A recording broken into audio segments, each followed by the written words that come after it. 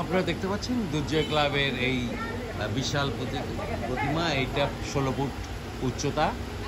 এরকম উত্তরবঙ্গের মধ্যে সবচেয়ে বড় এই প্রতিমাটি সবার দৃষ্টি আকর্ষণ করেছে এবং আমরা দেখেছি যে সকাল থেকে অনেক লোকজন আসছে এবং তারা কিন্তু সেলফি তোলার জন্য, কারণ স্মৃতি হিসাবে রাখার জন্য তারা চেষ্টা করছে।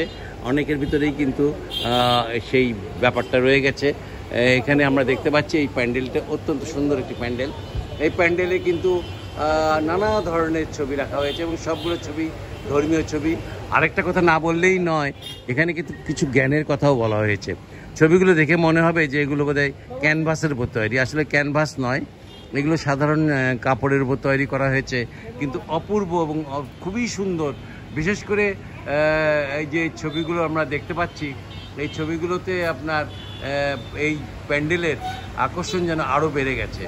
আর দেখতে পাচ্ছেন যে এই একই রকমভাবে প্যান্ডেলটাকে বিভিন্ন দিকে সাজানো হয়েছে এবং বিভিন্ন এখানে ধর্ম বর্ণ নির্বিশেষে ছবি টাঙানো হয়েছে। এখানে গৌতম বুদ্ধের ছবিও দেখতে পাচ্ছি। তার মানে বুঝতেই পারেন যে এখানে কোনো ধর্ম বর্ণকে প্রাধান্য দেওয়া হয়নি।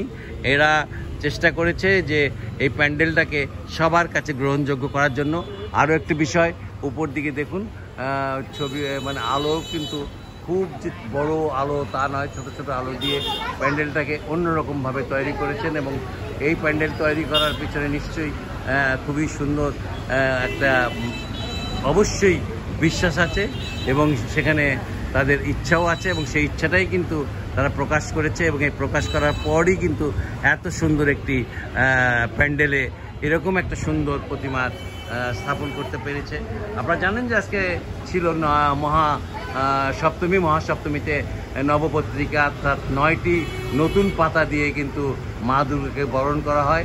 আজকে সকালে মা দুর্গাকে কিন্তু নতুন পাতা দিয়ে বরণ করে তারপরে পূজা হয়েছে।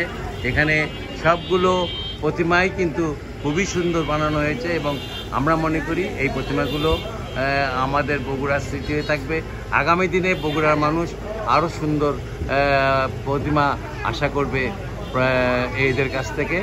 সবাইকে ধন্যবাদ জানিয়ে শেষ করছি।